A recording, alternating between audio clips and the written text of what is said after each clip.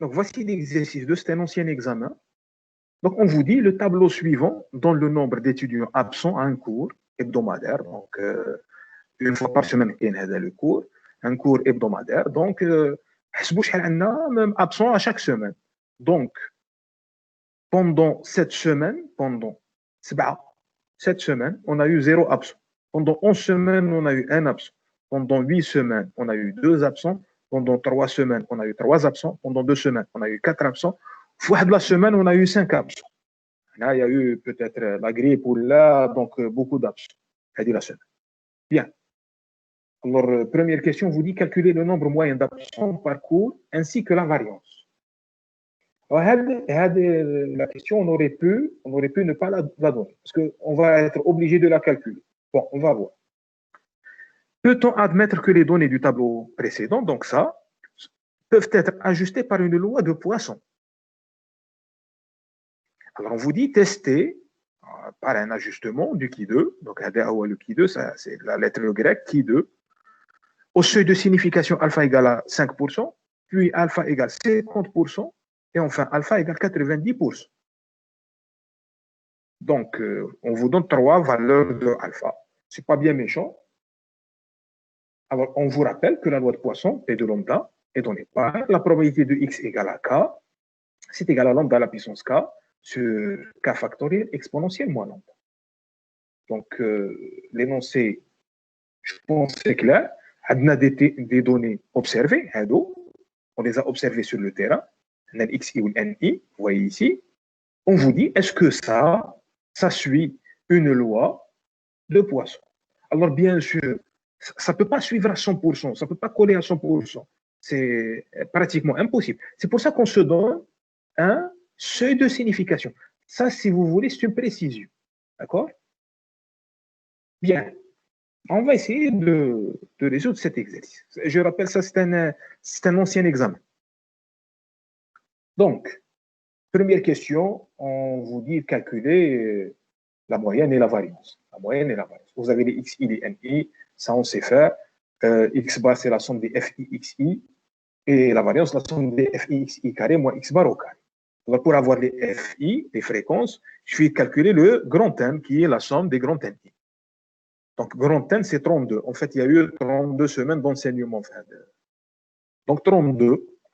Grand n, c'est 32. Je calcule x bar. C'est la somme des fi, xi. Fi, c'est ni sur grand n fois xi. Alors, 1 sur grand n, je peux le mettre à l'extérieur. Il y a 1 sur 32. 1 sur 32. Et je calcule la somme des ni, xi. Ni, xi. Donc, c'est 7 fois 0, 11 fois 1, 8 fois 2, ainsi de suite. Ni, xi, 7 fois. Donc, 1 sur 32. 7 fois 0, plus 11 fois 1, plus 8 fois 2, plus 3 fois 3, plus 4 fois 2, plus 5 fois 1. Donc, je calcule x bar. Bon, je pense que tout le monde sait faire ça. Même si vous avez oublié, vous vous souvenez assez vite. Donc, on trouve que c'est 1,53. Donc, x bar, c'est 1,53. Si vous voulez, c'est le nombre d'absences en moyenne par cours, par semaine. Donc, on a à peu près 1 ou les 2 absents par semaine. La variance, toujours la formule, la somme des fi, xi carré, moins x bar au carré. Donc, fi, c'est la somme des ni sur grand n. Grand n, je le mets à l'extérieur, donc 1 sur grand n, 1 sur 32. Et je calcule la somme des ni, xi au carré. Donc, c'est 7 fois 0 au carré, 11 fois 1 au carré, 8 fois 2 au carré, 3 fois 3 au carré, 2 fois 4 au carré, 1 fois 5 au carré, 1 sur 32 moins x bar au carré que j'ai calculé. X bar, c'est 1,53. X bar au carré. Je trouve que la variance, c'est 1,6. Bien. Alors, regardez bien, on a calculé la moyenne et la variance. Ça, c'est la première question. Alors là, on vous dit, peut-on admettre que les données du tableau, donc avant même de faire, est-ce que c'est légitime de penser qu'on peut? Alors, il y a un indicateur, je précise, c'est un indicateur. On sait que pour la loi de Poisson, l'espérance égale la variance égale lambda.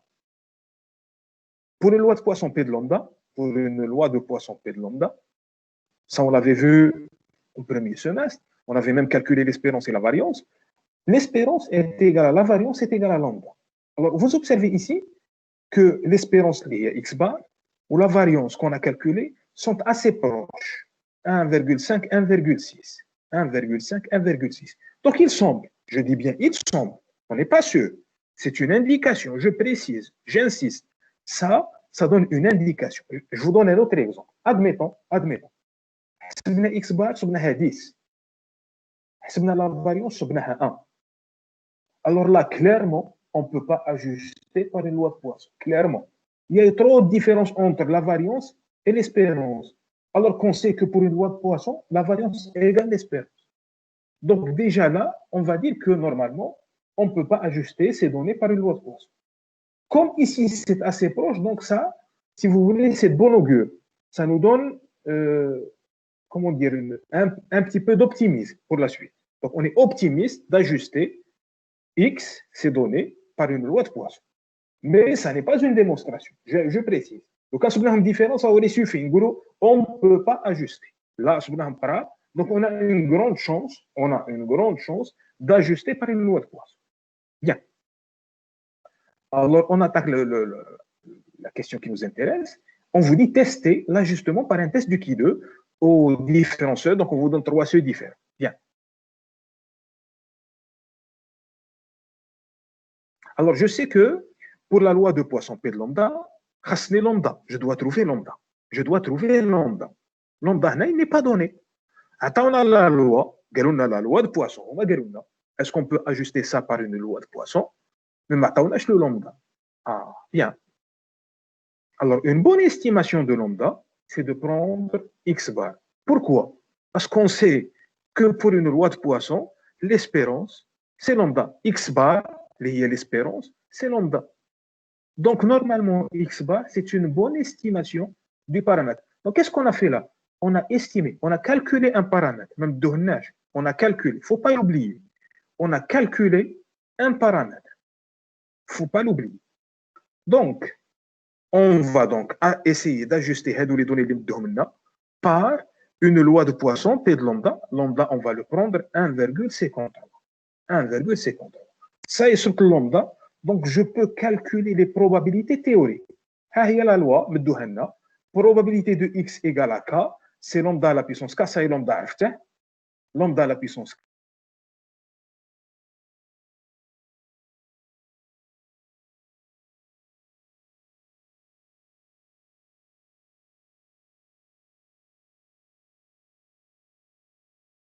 Je remplace ici par 0, exponentielle moins lambda. Lambda, c'est 1,53, donc exponentielle moins 1,53. 1,53 à la puissance 0, i c'est 0, donc c'est 1. 0 factoriel, c'est 1. Donc je trouve que c'est 0,2165. Ensuite, je remplace le i par 1, je trouve P2. Je remplace le i par 3, je trouve le P3, ainsi de suite. Donc il suffit de remplacer, faire une application numérique ici pour trouver les fameuses probabilités théoriques. Alors je résume ici. Regardez bien. Donc les NI, dans le tableau. Les PI, c'est ce que j'ai calculé ici. J'ai fait une application numérique, la loi de Poisson, remplacée, et de 0, 1, 2, 3, ainsi de suite.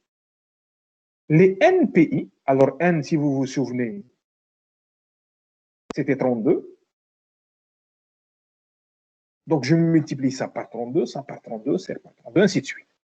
Je trouve ce tableau-là. Ah, bien. Alors, si vous observez bien, on a un petit souci.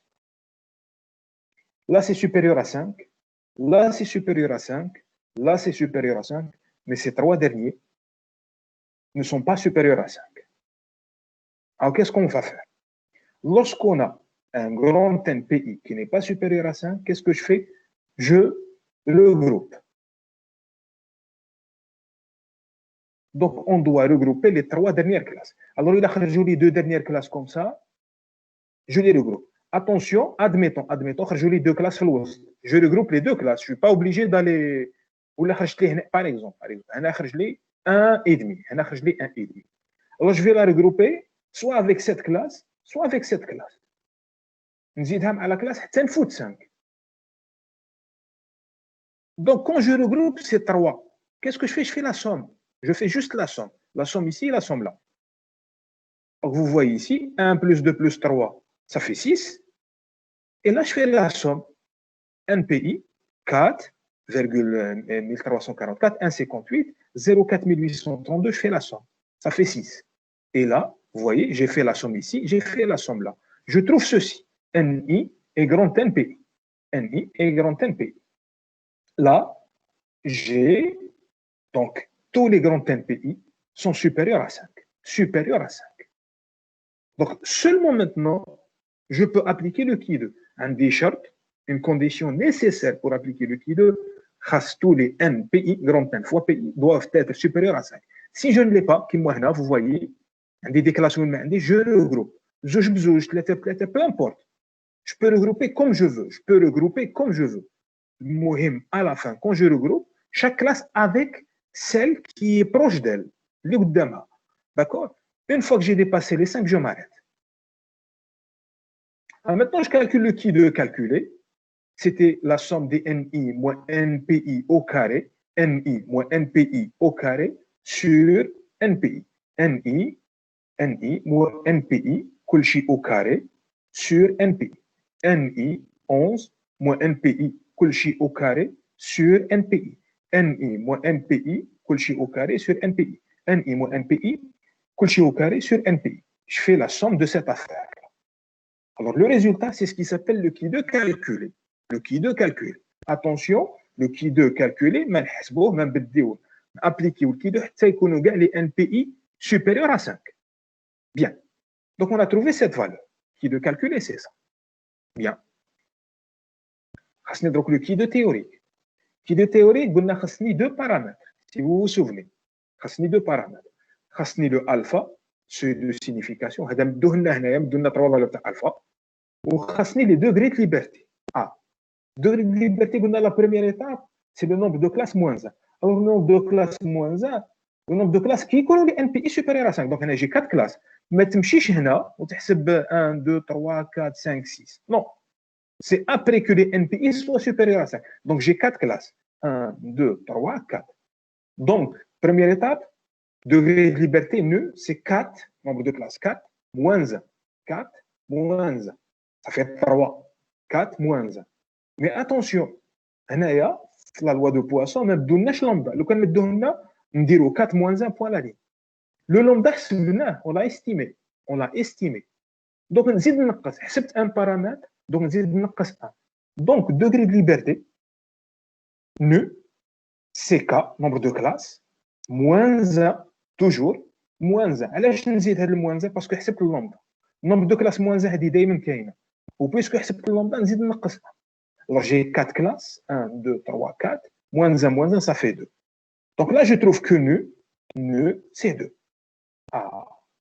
Donc, on a 3 valeurs le seuil de signification, 0,05 ou la 0,5 ou la 0,9. Ça, c'est assez simple, puisqu'on dit la table, la table. Donc, on a nu, c'est 2. Voilà, nu, c'est 2. Ah, ouais. Alpha, par exemple, on a 0,05. Nu, c'est 2.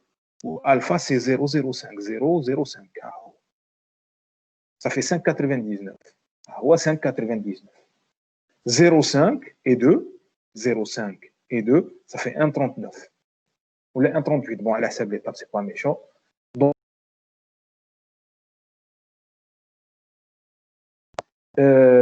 ensuite, là, j'ai 0,9. Ah ouais, 0,9. Le voici. 2 et 0,9, ça fait 0,21. Voilà. Parce que j'ai utilisé notre table. Donc là, je trouve que qui de 0,9, c'est 0,211. Alors, je vais comparer. Il a qu'un hadal qui de calculer. Il a qu'un hadal qui de calculer صغر. Il a qu'un hadal qui de calculer صغر. Qui de théorique. Alors, classe, on a terminé. Alors, vous observez que le qui de calculer, il est inférieur à ça. Il est inférieur à ça. Il est inférieur à ça. Donc, pour les trois valeurs de alpha, pour les trois seuils de signification de alpha, on a bien que les données observées peuvent être ajustées, parce que c'est inférieur strictement, vous voyez, inférieur aux trois valeurs. Admettons, صبناه inférieur لهذه inférieur لهذه بصح اكبر من هذه. Admettons. On peut ajuster au seuil 0,05, on peut ajuster au seuil 0,5, mais on ne peut pas ajuster au seuil 0,9. Ici, tout peut être ajusté. Donc, on peut dire qu'on accepte que X, les données, suivent une loi P de lambda. Alors, ça sert à quoi? Alors, de là, on peut extrapoler. Donc, maintenant, les absences suivent une loi de P lambda. Lambda égale 1,5 ou 1,53. Donc, on peut extrapoler pour les années à venir ou pour d'autres modules ou ainsi de suite. C'est ça l'intérêt d'ajuster. Donc, les données suivent bien une loi de Poisson avec une certaine précision donnée.